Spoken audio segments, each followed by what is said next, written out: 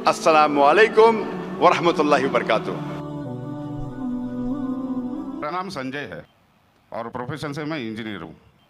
मेरा सवाल एक है, ये अपना हिंदुस्तान में जो है पहले हिंदुज़म आया, बाद में बुद्धिज़्म आया, बाद में जैनिज़्म आया और लास्ट में जाके सिखिज़्म आया। ये सब में कभी भी ऐसा झगड़ा लफड़ा बिपड़ा कुछ भी नहीं हुआ।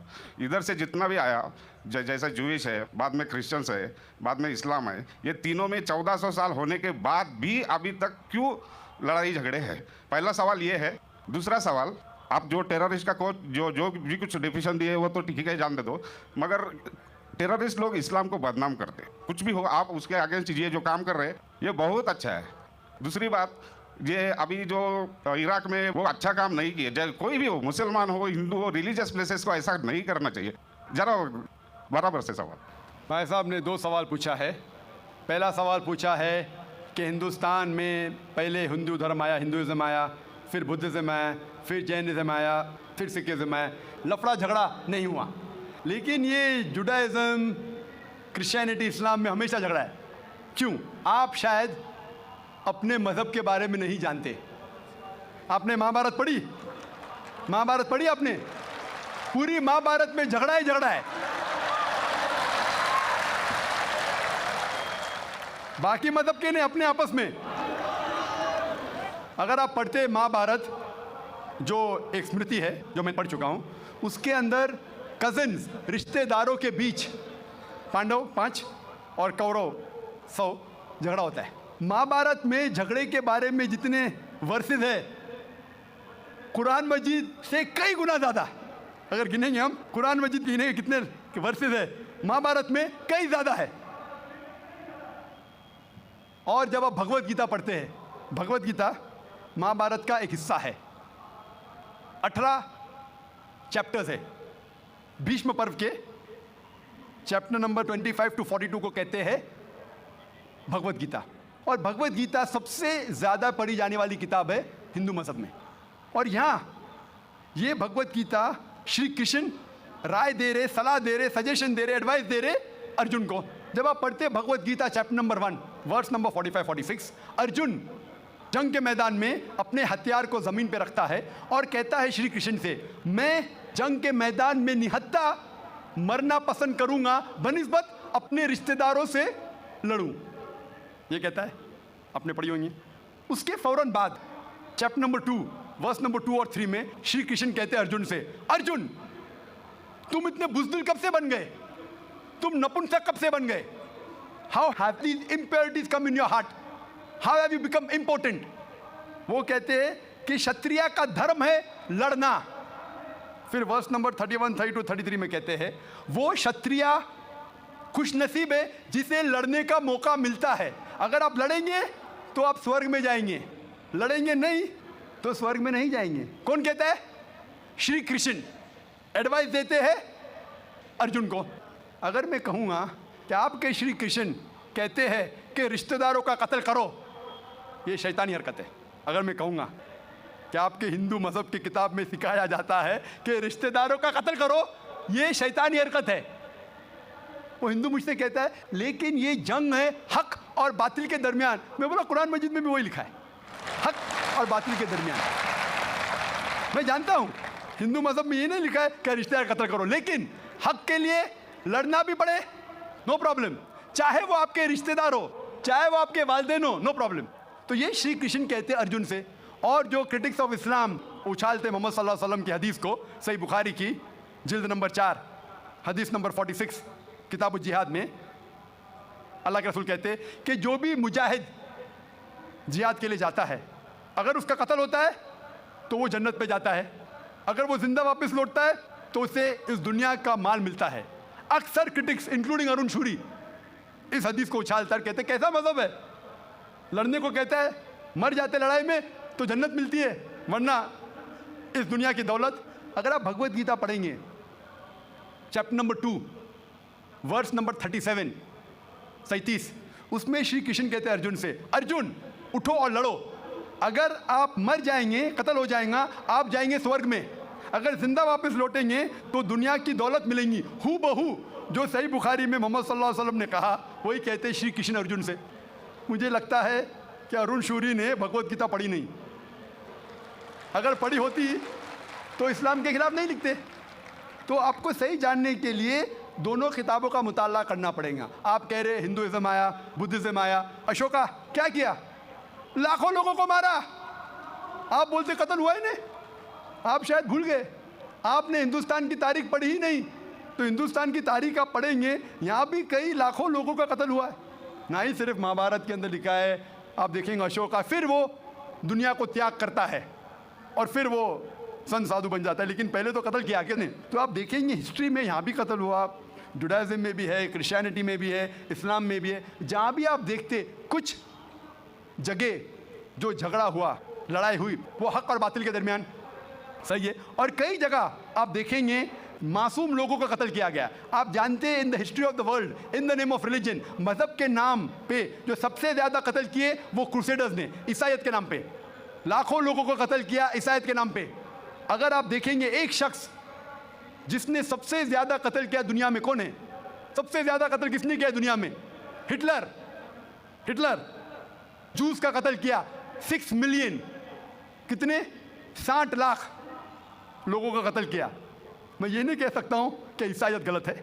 अगर हिटलर ने 60 लाख यहूदी का कत्ल किया, मैं ये नहीं कह सकता हूँ कि ईसाईयत और बाइबल ये सिखलाती है। मैं बाइबल पढ़ा हूँ, क्योंकि हिटलर ने 60 लाख यहूदी का कत्ल किया, हम ईसाईयत को दोष नहीं दे सकते। लेकिन मैं जानता हूँ कि ईसाईयत के नाम पे जो होली वॉर कहा जाता है, क्रूसेडर्स ने हज़ारों लोग को अपने सिर्फ मज़हब को कन्वर्ट करने के लिए लाखों लोग का कत्ल किया। तो आप देखेंगे कई तारीख है, हिंदुस्तान में है, हिंदुस्तान के बाहर भी है, हिंदुइज्म में भी है, बुद्धिज़्म में भी है, आप देखेंगे क्रिश्चियनिटी में भी है, इस्लाम में भी है। लेकिन जब टकराव होता है हक और बातिल का, तो हक के लिए बातिल के खिलाफ हमें लड़ना ज़रूरी है। तो ये आपकी गलतफहमी है। आपका दूसरा सवाल, क्या टेररिस्ट लोग ने, कुछ टेररिस्ट लोग ने इस्लाम को बदनाम किया है और आपने कहा कि हम अच्छा काम कर रहे हैं, हक को फैला रहे, अमन को फैला रहे। आप कहते हैं, कुछ हद तक सही कहते, जैसे मैंने कहा कि जो मीडिया जिसे टेररिस्ट कहती है, वो टेररिस्ट कौन से टेररिस्ट है वो हमें जानना ज़रूरी है। कौन से टाइप के टेररिस्ट है, कि वो जो लोग जो गलत काम कर रहे हैं उनके दिल में दहशत पैदा करे तो सही किस्म के टेररिस्ट है। जैसे भगत सिंह टेररिस्ट था लेकिन अच्छा था।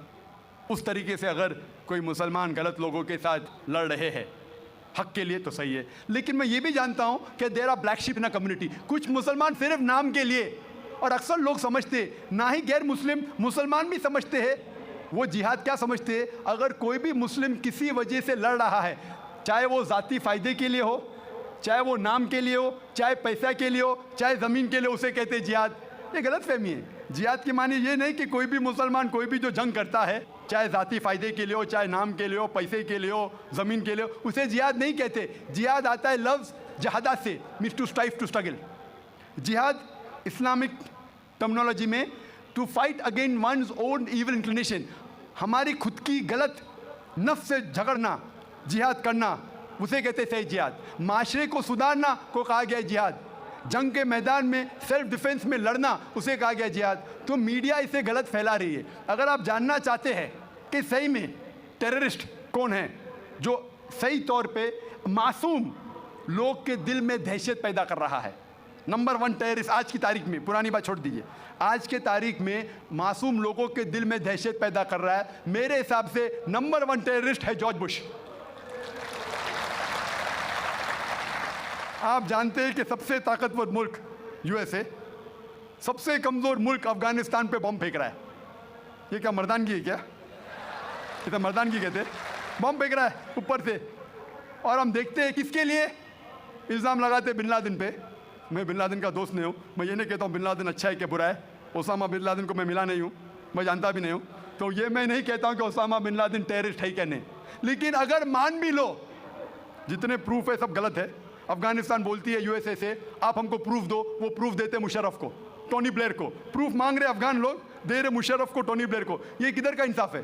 क्योंकि उनके पास प्रूफ है ही नहीं। अगर मान भी लो बहस के तौर पे, फॉर सेक ऑफ आर्ग्यूमेंट, अगर एक शख्स ने ऐसा गलत काम किया, अब एक शख्स के लिए क्या सारे देश के ऊपर बम डाल सकते? 1000 लोग का कत्ल कर रहे, क्या हक है उनको? फिर जाते इराक के पास, हज़ारों लोग को मारते। मैं ये नहीं कहता सद्दाम हुसैन अच्छा इंसान है, मैं ये नहीं कहता हूँ, मैं जानता हूँ काफ़ी गलतियाँ की, लेकिन जो इराकी लोग सद्दाम हुसैन के टाइम पे जो उनको तकलीफ हो रही थी, अभी उससे कई ज़्यादा हो रही है, कई ज़्यादा। कौन कर रहा है? George Bush. ये तो मैंने 5 साल पहले कहा था ऑस्ट्रेलिया में, जब मुझे अमेरिकन कॉन्सुलेट ने पूछा था सवाल कि do you consider Osama bin Laden terrorist, तो मैंने उस वक्त कहा था, चंद महीने बाद, 2-3 महीने बाद, 11 सितंबर के बाद, I consider number 1 terrorist to be George Bush, और हेडलाइंस में आया था। आज तो कई लोग कहते हैं कि जॉर्ज बुश टेररिस्ट नंबर 1 है। अमेरिका में भी जब एक सर्वे हुआ था, एक प्राइवेट ऑर्गेनाइजेशन ने सर्वे की थी यूएसए में, जानने के लिए 3 नाम दिए उनने, कौन सबसे बड़ा टेररिस्ट है, Osama bin Laden, Saddam Hussein या जॉर्ज बुश। नंबर 1 हमेशा जॉर्ज बुश है। गैर मुस्लिम भी कहते हैं सबसे नंबर 1 टेररिस्ट है जॉर्ज बुश। सबसे लोएस्ट परसेंटेज उसको मिला 73%, और कुछ लोग ने 78% लोग ने कहा कि टेररिस्ट नंबर 1 जॉर्ज बुश। अभी उन्हें पता लग रहा है 5 साल बाद, 6 साल बाद, मैं तो पहले कहा था। तो आप मुझसे पूछेंगे कि ये मीडिया ऐसे लोग को लेके उछाल रही है और मीडिया बदनाम कर रही, जो हालात हो रही है, कोई भी मजहबी, चाहे टेम्पल हो, चाहे चर्च हो, चाहे मस्जिद हो, कुरान में लिखा है उसको डिस्ट्रॉय नहीं करना चाहिए।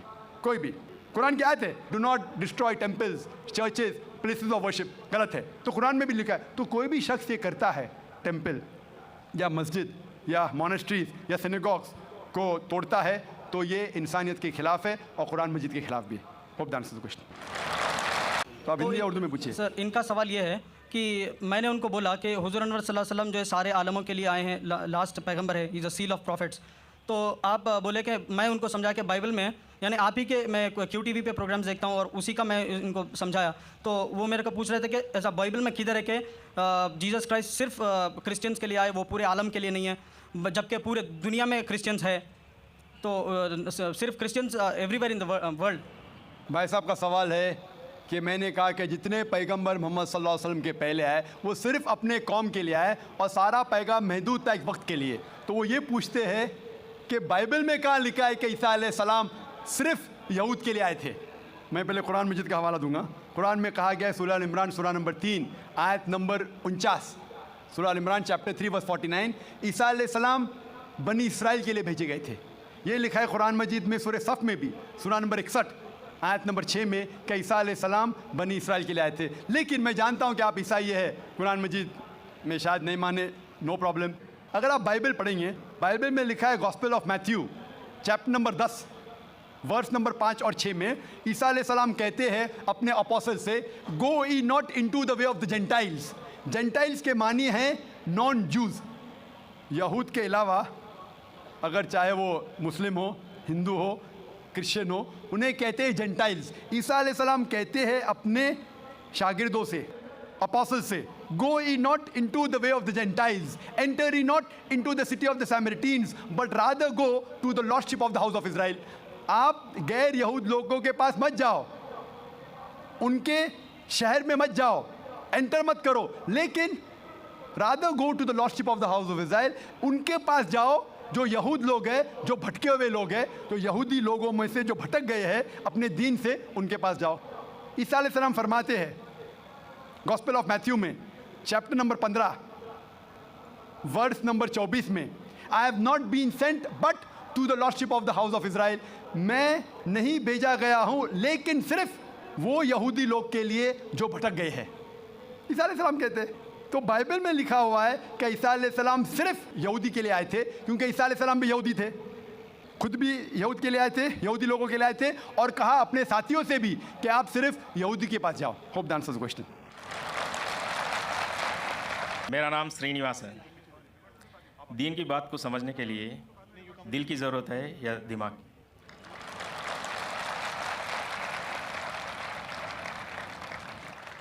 भाई साहब ने अच्छा सवाल पूछा है कि दीन को समझने के लिए दिल की ज़रूरत है क्या दिमाग की? दोनों की ज़रूरत है, दिल की भी और दिमाग की भी, दोनों का कनेक्शन है। दिल की भी ज़रूरत है, दिमाग की भी ज़रूरत है। अगर सिर्फ दिल की बात मानने को कहे और कोई इलॉजिकल बात कही जा रही है, बोलो दिल से मैं मानता हूँ 2 + 2 3 है, 2 + 2 5 है, आपको और कुछ इजाफा करने का सवाल में? जी हाँ, बोलिए। मैं आपका प्रोग्राम सुनता हूँ। रब्बी स्रोली सदरी वयस्सिर अमरी वाहलुल उक़दतम मिन लिसानी यफ़क़हू क़ौली। तो सेंटर क्या है? भाई साहब गैर मुस्लिम हैं और मेरे प्रोग्राम भी देखते हैं और पूछ रहे हैं कि जब मैं हर तकरीर को शुरू करता हूँ तो अल्लाह ताला से दुआ मांगता हूँ, रब्बि इश्रह ली सदरी वयस्सिर ली अमरी वाहलुल उक़दतम मिन लिसानी यफ़क़हू क़ौली, जिसके मानी है रब्बि इश्रह ली सदरी, या अल्लाह सुब्हानहू व तआला, या मेरे रब, मेरे सदर, मेरे सेंटर को बुलंद करो, रब्बि इश्रह ली सदरी वयस्सिर ली अमरी, और मेरे काम को आसान करो, और जो बैरियर है रब्बि इश्रह ली सदरी वयस्सिर ली अमरी वाहलुल उक़दतम मिन लिसानी यफ़क़हू क़ौली, और जो बैरियर है, जो बीच में रुकावट है मेरे और ऑडियंस के बीच में, उसको ख़त्म करो ताकि लोग मुझे समझ सके।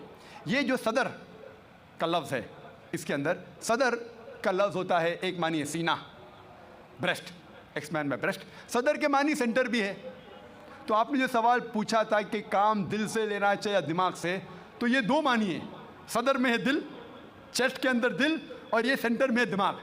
तो मैं अल्लाह ताला को दोनों को बुलंद करने के लिए कह रहा हूँ, मेरे दिल को भी और मेरे दिमाग को भी, even my centre, my intelligence as well as my heart. और कई जगह आप देखते हैं जब लैंग्वेज डेवलप होती है, अल्लाह ताला फरमाते हैं कुरान मजीद में, सूरह बकरा में सूरह नंबर 2 आयत नंबर 7 और 8 में, ख़तमल्लाह क़ुलूबिहिम, कि अल्लाह सुब्हानहू व तआला ने कल्ब, हार्ट पे मोहर लगाई है, कल्ब, his put a seal on the heart.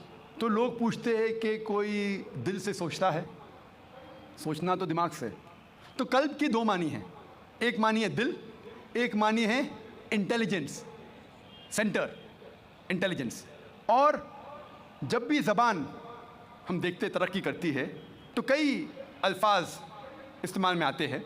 मिसाल के तौर पे अंग्रेज़ी ज़बान में हम कहते हैं लूनेटिक, लूनेटिक मीन्स पागल इंसान को कहते हैं, लेकिन सही मानी लूनेटिक का है स्ट्रक बाय अ मून, जो चांद के ज़रिए जो स्ट्रक होता है, चांद ने उसके ऊपर असर किया होता है, उसे कहते हैं लूनेटिक। बट अंग्रेज़ी में लूनेटिक कहते हैं पागल इंसान को। मैं डॉक्टर हूँ, लूनेटिक मतलब पागल इंसान, लेकिन सही मानी है तर्जुमा है स्ट्रक बाय मून। हम जानते हैं चांद को पागलपन से कोई लेना देना नहीं है। हम लफ्ज़ इस्तेमाल करते हैं डिज़ास्टर, डिज़ास्टर मतलब कोई खौफनाक चीज़, कोई चीज़ गलत काम जो होता है, डिज़ास्टर लाइक फ्लड हो जाता है, सुनामी, अर्थक्वेक। लेकिन डिज़ास्टर की सही मानी है ईविल स्टार, ईविल सितारा। हम जानते हैं सितारों का कोई लेना देना नहीं है अर्थक्वेक से या बाढ़ से, लेकिन फिर भी this is development of a language. हम कहते हैं सनराइज, सनराइज मतलब सूरज उगता है, निकलता है। हम साइंस में जानते हैं सूरज ना राइज होता है ना सेट होता है, फिर भी हम सनराइज और सनसेट कहते हैं। ये डेवलपमेंट ऑफ द लैंग्वेज। हम जानते हैं सूरज वहाँ है, ये हमारी जो धरती है, ज़मीन है, वो सूरज के गोल घूम रही है, सूरज धरती के गोल नहीं घूमता, फिर भी हम कहते हैं सनराइज सनसेट। हम कहते हैं कि मैंने दिल से याद किया, याददाश्त है दिमाग में, दिल में नहीं, फिर भी हम कहते हैं हमने दिल से याद किया, कहते हैं कि नहीं? मैं आपको I love you from the bottom of my heart, मैं दिल से आपको चाहता हूँ, चाहत दिमाग में, दिल में नहीं। डॉक्टर कहते हैं कि जो centre of love is in the brain, फिर भी डॉक्टर जब अपनी बीवी से कहेगा वो यही कहेगा मैं आपको दिल से चाहता हूँ, दिमाग से नहीं।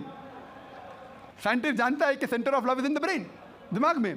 तो ये डेवलपमेंट ऑफ द लैंग्वेज है। आपका जो बेसिक सवाल था कि दीन को दिमाग से समझना चाहिए या दिल से, मैंने कहा दोनों से। अगर आप दिल कहते हैं मैं अंदरूनी चाहत, वो इंपॉर्टेंट है, लेकिन दिमाग को बंद नहीं कर सकते।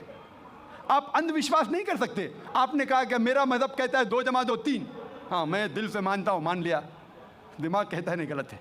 तो दिल से भी काम लेना चाहिए, दिमाग से भी काम लेना चाहिए। इसीलिए कुरान मजीद में कई जगह लिखा है कि ये एक पैगाम है समझदार लोगों के लिए जो दिमाग से सोचते हैं, और साथ साथ दिल वालों के लिए भी है, दोनों के लिए। तो दोनों साथ साथ होना चाहिए।